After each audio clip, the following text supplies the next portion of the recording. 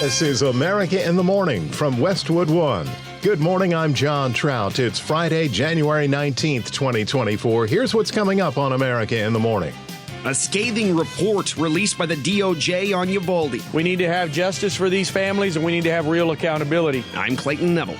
Congress passes a short-term funding bill averting a government shutdown for now. I'm John Stolnis in Washington. Hunter Biden has agreed to a deposition with House Republicans. Ed Donahue, Washington. Former President Trump warns of chaos and bedlam. I'm Pamela Burr. Markets open this morning after a big win yesterday. The NASDAQ up more than 1%. I'm Jessica Ettinger. I'm Jackie Quinn. Allegations that the Fulton County District Attorney has been in a romantic relationship with a special prosecutor in the case. An abortion rights campaign in Missouri says it's throwing its support behind an amendment to make abortion access part of the state constitution. I'm Donna Porter. All ahead on America in the Morning. The Department of Justice has released its findings in the 2022 elementary school massacre at Uvalde, Texas, that left 19 students and 2 teachers dead. Correspondent Clayton Neville reports that family members of those killed by the teenage gunman are demanding further action against the police response on that fateful day.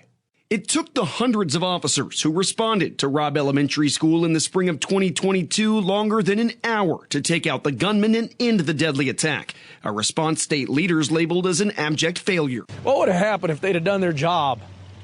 They didn't kill these kids, I get that. What would have happened if they'd have gone in at minute 12?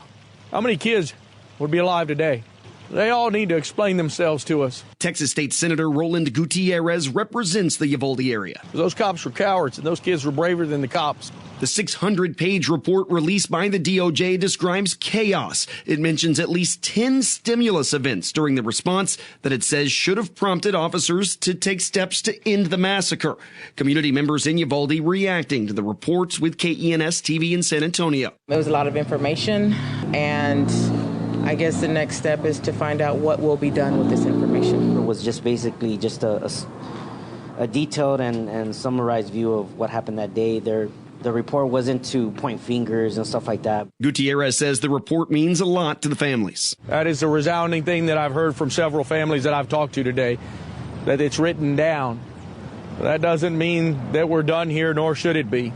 We need to have justice for these families, and we need to have real accountability. The report also explained that authorities gave wrong information to parents in the aftermath of the shooting, specifically about whether or not their children survived. There's been some fallout and leadership changes in Uvalde, like the mayor, police chief, and individual officers. The Justice Department, though, says it collected more than 13,000 items to review and analyze as part of the investigation. The report says the extent of misinformation, misguided, and misleading narratives in the massacres is unprecedented. I'm Clayton Neville. With a partial government shutdown looming, Congress passes a short-term spending bill that now heads to President Biden's desk that will keep the doors open until March. John Stolnis has the story from Washington.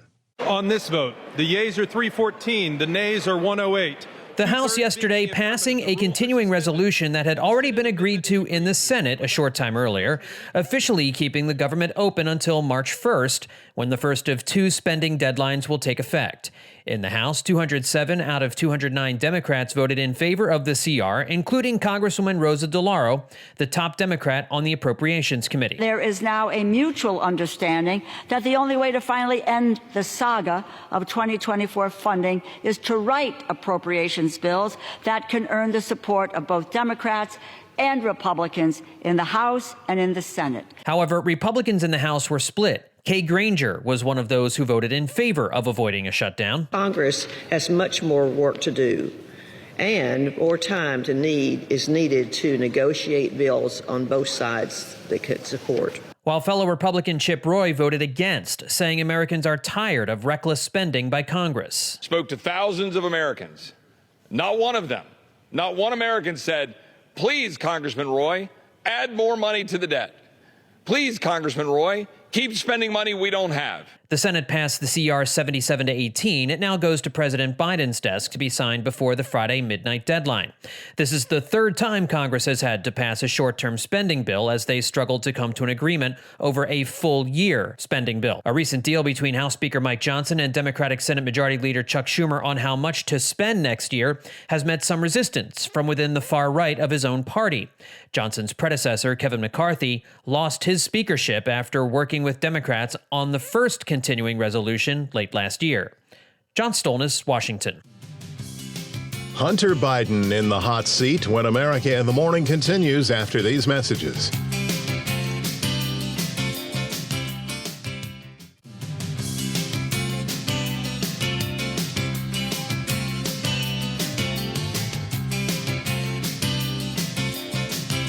This is America in the Morning. How will snow impact the eastern half of the nation today? With that, here's AccuWeather.com meteorologist Matt Benz. Yet another cross-country storm will bring slippery travel to many areas east of the Mississippi as we start today, and snow continuing until this afternoon across the I-95 corridor, making not only for a slippery morning commute, but likely a slippery afternoon commute, with that snow winding down across the northeast into this evening. And again, expect slippery travel with another injection of Arctic air moving across the Great Lakes through today. This Arctic air will settle eastward then for tomorrow, but this is a quick moving round of cold air as it will be out of much of the eastern U.S. as we head into Sunday and especially early next week. There will be some rain at times this morning, especially through portions of eastern Virginia and down through North Carolina. The trailing cold front from the system will touch off a thunderstorm in spots across the Florida peninsula, especially from the central and southern portions of the peninsula. Otherwise dry across a good chunk of the plains from the northern, central, and southern plains. Again, Arctic air will make for chilly conditions, especially across the upper Midwest. Another Pacific storm moves into the Pacific Northwest, and this will bring in a round of rain this morning into Washington State, though interior portions of Washington State east of the Cascades could deal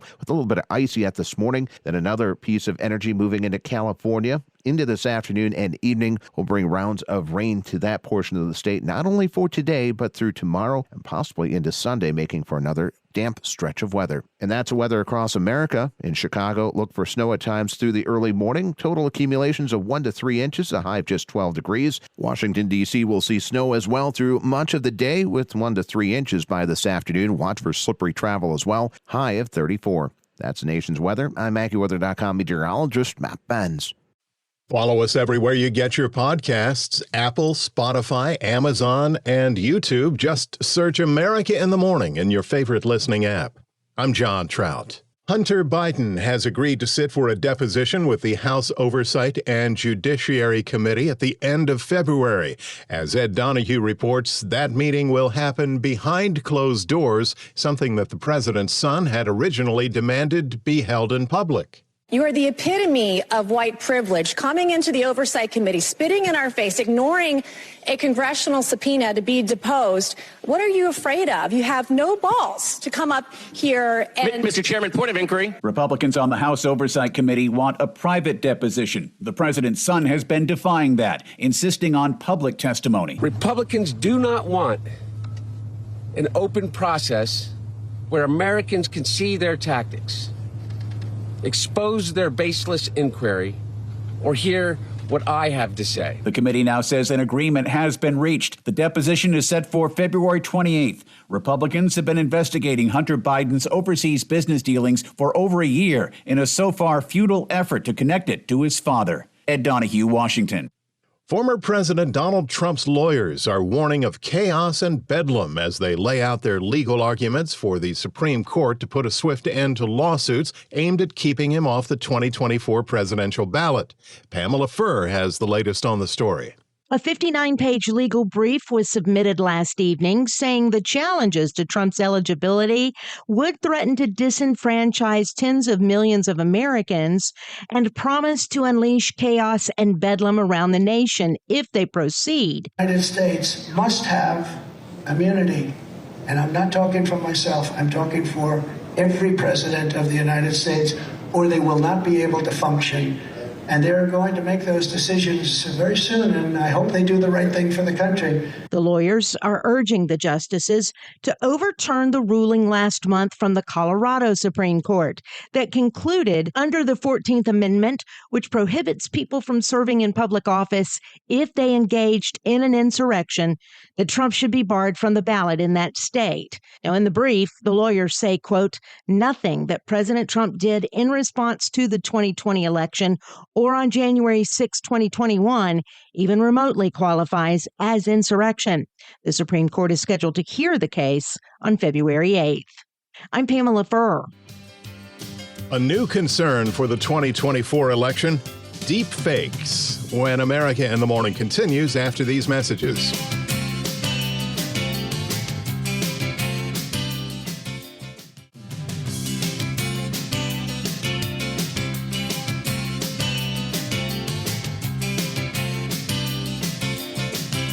Back with you this Friday. It's America in the Morning. Stocks in electric car makers have not had a good week, and a big reason is the weather. Frigid temps in the Midwest have left some EVs unusable.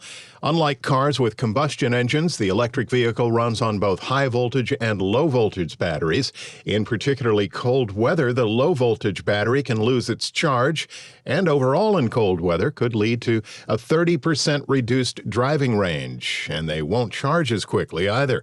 According to statistics, anything below 40 or above 115 degrees will impact battery life in an electric vehicle.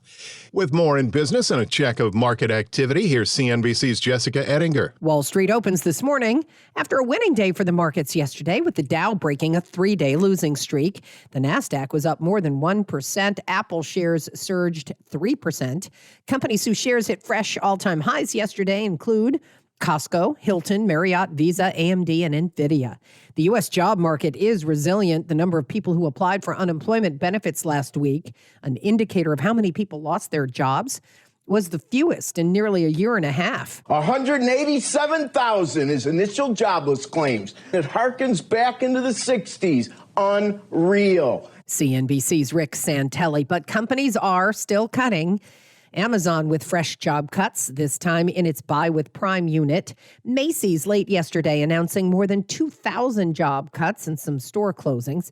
Google is still cutting. The CEO warned employees in a company memo. CNBC.com's Jennifer Elias. Shares of Spirit Airlines continue to drop as the low-cost carrier is scrambling to find a way to avoid bankruptcy and to stabilize its finances now that a judge has blocked JetBlue's proposed purchase of it. Nearly 40% of millennials and Gen Zers, these are people ranging in age from teenagers into their early 40s.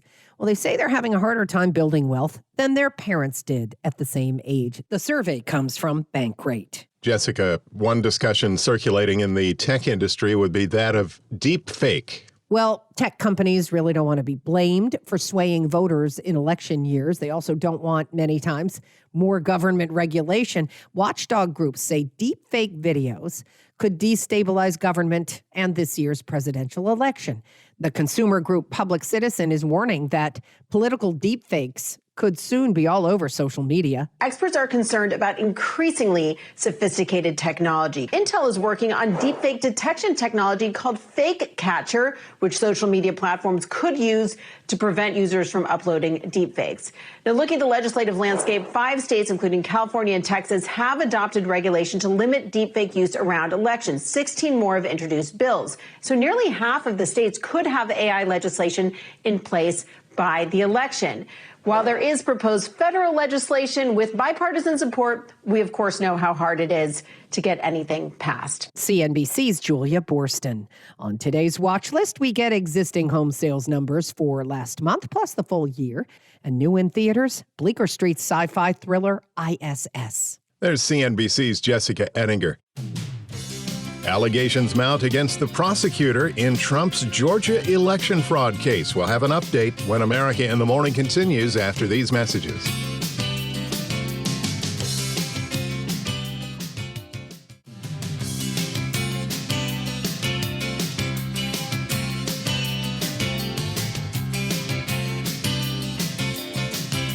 Thanks for starting your day with America in the Morning. A Georgia judge has set a hearing to explore allegations that the Fulton County District Attorney, who's prosecuting former President Donald Trump, has been in a romantic relationship with a special prosecutor in the case. And there's more. Here's correspondent Jackie Quinn. A hearing date's been set for February 15th after a defense lawyer representing a former Trump staffer filed a motion last week saying the entire election fraud case is tainted and should be thrown out. Attorney Ashley Merchant alleges the district attorney, Fani Willis, has been involved with an attorney, Nathan Wade, creating a conflict of interest. Willis defended her hiring of Wade, but did not comment on reports of a romantic relationship. Donald Trump and 18 others have been indicted by a Fulton County grand jury, accused of participating in a scheme to illegally overturn his 2020 election defeat. I'm Jackie Quinn. An abortion rights campaign in Missouri says it's throwing its support behind an amendment to make the procedure's access part of the state constitution, but it's also supporting some restrictions. Correspondent Donna Warder explains. Missourians for Constitutional Freedom says it's committing to a proposal that would give women in the state the right to an abortion, except for later in the pregnancy, when the fetus can survive outside the womb. The group says it also supports an abortion to protect the mother's life and physical and mental health. The proposal is one of 11 versions, and it's also supported by the ACLU of Missouri, the local Planned Parenthood, and Abortion Action Missouri. Missourians for Constitutional Freedom faces steep opposition, with the petitions tied up in court for months after being challenged by Republican Secretary of State Jay Ashcroft. And the campaign also has funding difficulties, ending 2023 with no money in the bank. I'm Donna Warder.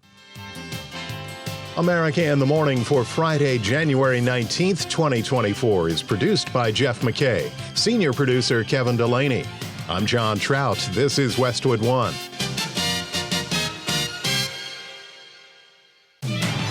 This is America in the Morning from Westwood One. I'm John Trout. Coming up this half hour. Families of the children killed in the Uvalde school massacre are calling for the prosecutions of the law enforcement officers. I'm Jackie Quinn. As bitter cold continues to grip the United States, volunteers are out trying to help those still out in the cold. I'm Lisa Dwyer. 2 New Mexico Republican lawmakers want the Democratic governor to be impeached. I'm Donna Warder. New data show Mississippi has the highest rate of preventable deaths in the U.S. I'm Norman Hall. More than 500,000 beds are under recall because they can break or collapse while being used. I'm Shelley Adler. Ariana DeBose stars in a new thriller that's literally out of this world. I'm Kevin Carr. Back after these messages.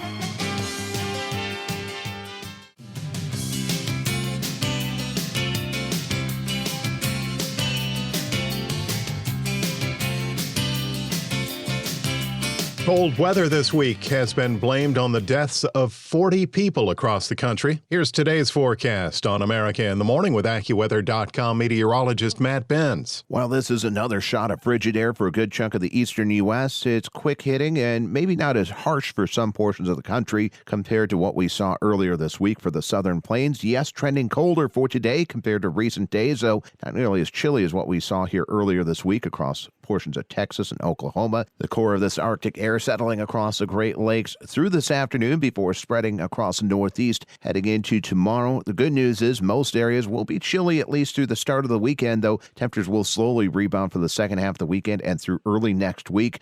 What is ahead of this cold is a line of snow that will be stretching from the Great Lakes all the way to the I-95 corridor at times through this afternoon. And this snow, just enough to make things slippery out there, especially from Chicago back through Detroit for this morning, and then across much of the eastern seaboard, including places like Washington, D.C., Baltimore, Philadelphia, and New York throughout much of the day today, with slippery conditions expected for this morning as well as for the afternoon commute. Lake effect snow will likely continue to fall across much of the Great Lakes, though, through this weekend as cold Arctic air interacts with the relatively warm waters much of the Great Lakes. A trailing cold front from this storm will touch off a thunderstorm in spots across much of the Florida peninsula through this afternoon. A new Pacific storm moving into California will bring drenching showers later on today across central and northern California, and that will continue at times through Saturday and Sunday. The day will start off wet, though, across portions of the Pacific Northwest from Portland on north, though east of the Cascades, that could start off with some ice with icy roads across the interior of Washington state.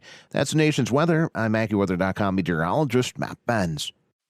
Follow us wherever you get your podcasts, Apple, Spotify, Amazon, and YouTube. Just search America in the Morning in your favorite listening app. I'm John Trout. A Justice Department review 2 years in the making calls the police response to the mass shooting at the Robb Elementary School in Uvalde, Texas, an abject failure. After the release of that damning assessment, some of the families of the children killed in the school massacre are calling for the prosecutions of the law enforcement officers who failed to protect their children from a teenage gunman. Correspondent Jackie Quinn reports. There are names in there, and the community needs to see this, and y'all need, because the DOJ stamp is on there, maybe y'all will start taking us seriously now, instead of telling us to move on, telling us to sweep it under the rug, and not doing a damn thing about it. At least 6 police officers, including the school police chief, were fired long before the scathing Justice Department report. Our state and federal government enact sensible gun laws because Robb Elementary began the day an 18-year-old wasn't allowed to purchase an AR-15. But for Mother Kimberly Mata Rubio, I hope that the failures end today. More need to be held accountable, as heard on KSAT TV. Terminations, criminal prosecutions. Layla Salazar's grandfather spoke out too. All they wanted to do was play. There's no reason this should have happened. They should have did. They ignored the training that was supposed to be since Columbine, and they ignored it.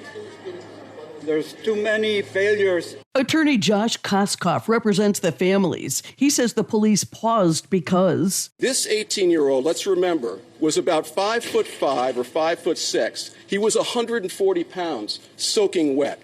Were they really afraid of this kid? No. They were afraid of his weapon.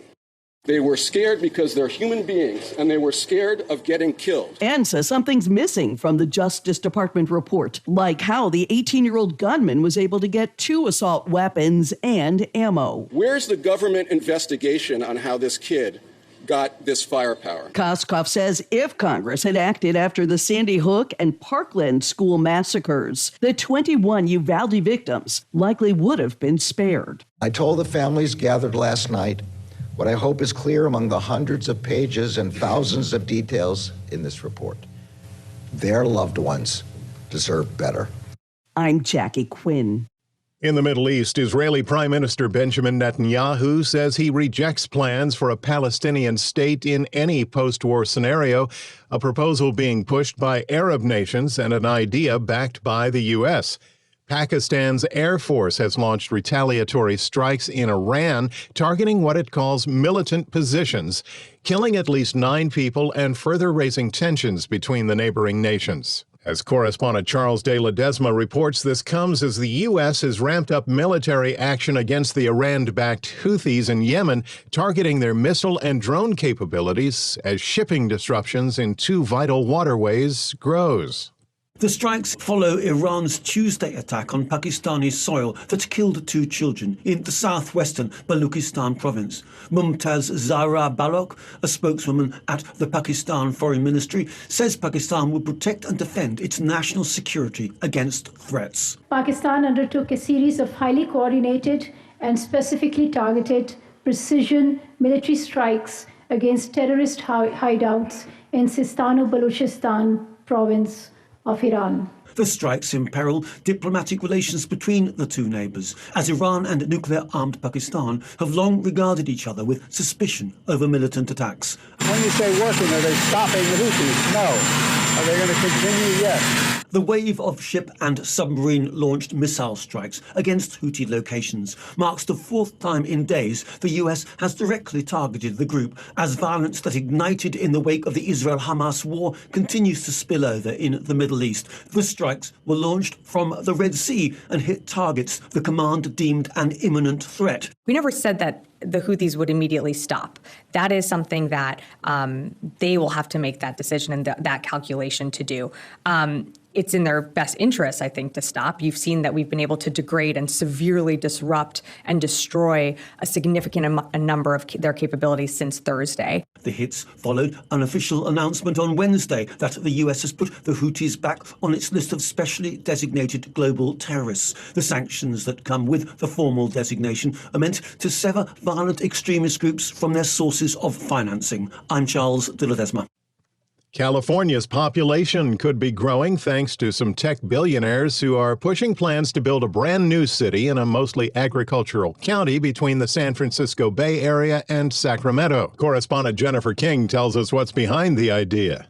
California Forever CEO Jan Sremik, formerly with Goldman Sachs, pitched Solano County voters with the first detailed look at his vision for a walkable community of at least 20,000 homes on what is now protected farmland. This is a compact footprint that is designed to bring all the things that the residents of the county have told us they need, like middle-class homes and good-paying jobs and clean energy. Rio Vista residents interviewed by the AP sounded skeptical. Here's Roxanne Stiles-Donnelly. It's just they picked the wrong area. Resident Bill Gugamos. It's going to be so much traffic. The company needs signatures from roughly 13,000 county voters to place a zoning measure on the ballot in November. With deep-pocket backers like venture capitalist Mark Andreessen, the company's been stealthily scooping up farmland and now owns more than 78 square miles or $800 million worth of area property. The company says the project will be a win and open up jobs and affordable housing for a state that has lost residents to places that are more affordable. Solano Together, a coalition that opposes the initiative, released a statement saying buying up farmland at low prices and rezoning for housing has been a quick way to make a buck for decades in California. I'm Jennifer King. When we return, cries for this state's Democratic governor to be impeached. And which state has the highest rate of preventable deaths? America in the Morning, back after these messages.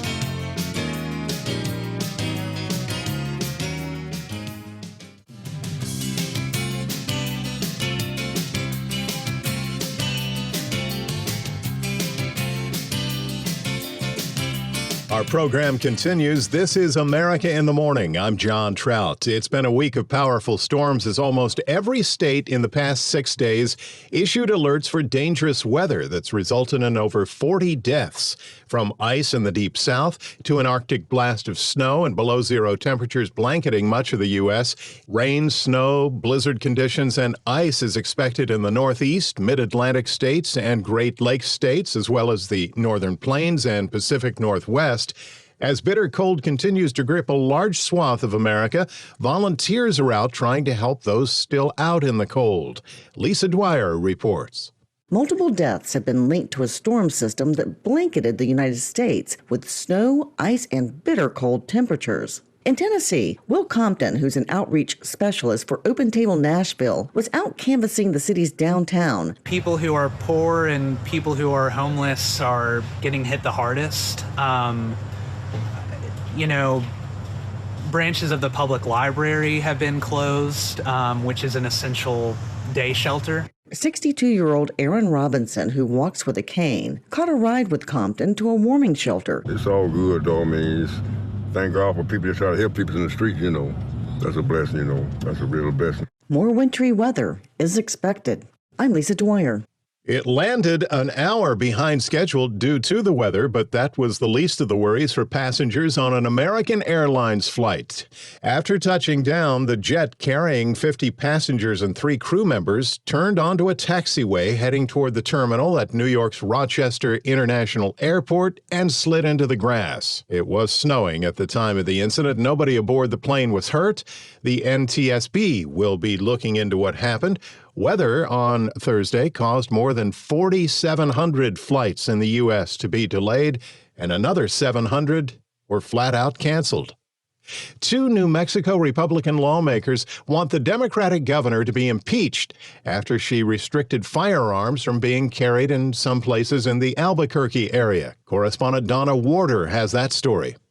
Governor Michelle Lujan Grisham invoked emergency public health orders last year, suspending the right to carry firearms in some public places in greater Albuquerque, such as parks and playgrounds. The order was in response to a spate of gun violence. Now Republican Representatives Stephanie Lord and John Block have filed a resolution aimed at initiating impeachment proceedings against Lujan Grisham. The Republicans say the governor has violated her oath of office to uphold state and federal constitutions. Lord says the governor has too much power and is acting like a dictator. A governor spokesperson says Lord and Block are more interested in political stunts than crafting meaningful legislation. I'm Donna Warder. Good health may be our most important gift, and sometimes where you live can be a factor. New data shows Mississippi has the highest rate of preventable deaths in the U.S. A deeper dive with correspondent Norman Hall. According to state health officials, Mississippi ranks at the bottom of virtually every healthcare indicator and at the top of every health disparity. According to a report by the Mississippi State Medical Association, the state ranks worst for infant mortality, with black infants nearly twice as likely as whites to die. The state's obesity and diabetes rates remain among the nation's highest. Experts say one way to improve health outcomes is to increase access to healthcare coverage for working-class Mississippians. I'm Norman Hall. Reddit has had a notorious reputation among social media platforms as some of their users have caused mischief over pumping up publicly traded companies. Now the social media company itself is going public. Here's Chuck Palm with that in today's Tech Report. According to Reuters, social media platform Reddit has drawn up detailed plans to launch its IPO in March, moving forward with their listing after more than 3 years, according to people familiar with the matter. This would be the first initial public offering of a major social media company since Pinterest in 2019. Reddit users are famous for backing their meme coins, causing stock rallies from retailer GameStop and other entertainment operators like AMC Holdings. In other crypto news, spot Bitcoin's ETFs drew nearly $2 billion in their first 3 days of trading. Market participants said it remains to be seen to what degree funds tracking the notoriously volatile cryptocurrency market continue drawing retail and institutional investors. Meanwhile, crypto research firm Chain Analysis said on Thursday that at least $24.2 billion worth of crypto was transferred illicitly in 2023. They said the number is probably an underestimate and will rise as they identify more addresses. For more crypto news, visit allthetoptech.tech. I'm Chuck Palm. Friday sports on America in the morning. Here's Robert Workman. NHL last night, the Oilers rallied past the Kraken 4-2 for their 12th win in a row. Seattle jumped out to a 2-0 lead in the first, but Warren Foegele scored twice, and Leon Draisaitl added a goal and 3 assists. Elsewhere, the Hats were flying all over the ice. Maple Leafs shaded the Flames 4-3. Austin Matthews with 3 more goals. He leads the league with 37 this year. David Pastrnak had a hat trick to lead the Bruins over the Avalanche 5-2. TJ Oshie with a hatter as the Capitals shook off the Blues 5-2. Important for our confidence moving forward. Not sure the penalty kill necessarily needed confidence jumping over the boards, but the power play definitely did. From breakouts to end zone to shots on net to scoring goals. Elsewhere, the Sabres blanked the Blackhawks 3-0. Back-to-back shutouts for Ukko-Pekka Luukkonen. Canucks clipped the Coyotes 2-1. Vancouver leads the league with 64 points. Flyers flattened the Stars for their 5th straight win. Golden Knights romped over the Rangers. Senators slapped the Canadiens. Lightning blitzed the Wild, and the Predators edged the Kings. NBA, the Timberwolves came on strong in the 4th to top the Grizzlies 118-103. The West leaders hit the halfway point of the season at 30-11. Thunder bumped the Jazz, ending Utah's 6-game winning streak. Knicks knocked off the Wizards. Jalen Brunson had 41 points. Bulls beat the Raptors, and the Pacers held off the Kings. College basketball, number 10 Memphis blew a 20-point lead at home, upset by South Florida 74-73. The NFL's divisional round playoffs this weekend. Saturday, the Texans at the Ravens, and then the Packers at the 49ers. Baltimore and San Francisco both coming off bye weeks. Sunday, it'll be the Buccaneers at the Lions and the Chiefs at the Bills. And at the Australian Open, 3rd round place, straight set wins for 2-seed and defending champ Aryna Sabalenka, along with 4-seed American Coco Gauff, while number 3 Elena Rybakina lost a 3rd set tiebreaker to Anna Blinkova 22-20. That's the longest ever in a Grand Slam event. That's Friday Sports. Thank you, sir. Robert Workman on sports. When we return, Americans' beds are collapsing. There's a recall. We'll explain when America in the Morning continues after these messages.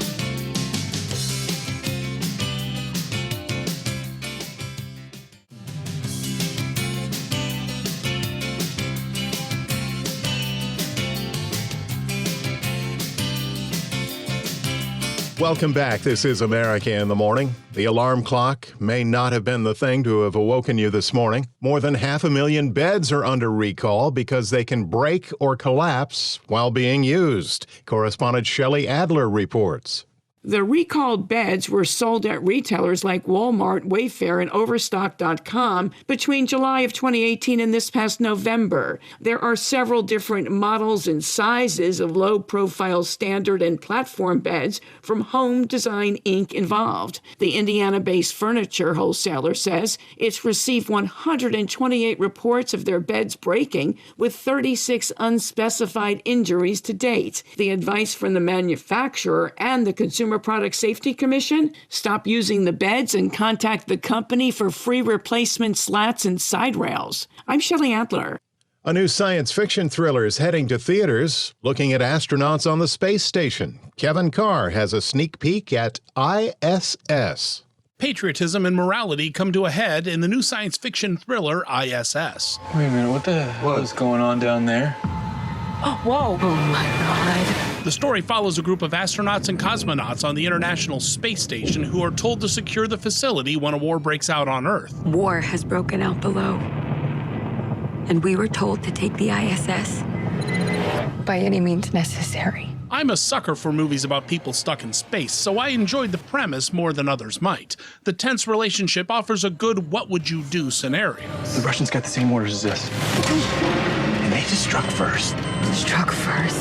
Ariana DeBose heads the cast as an astronaut who just wants to keep the peace, and she shows some range outside of her better-known musical performances.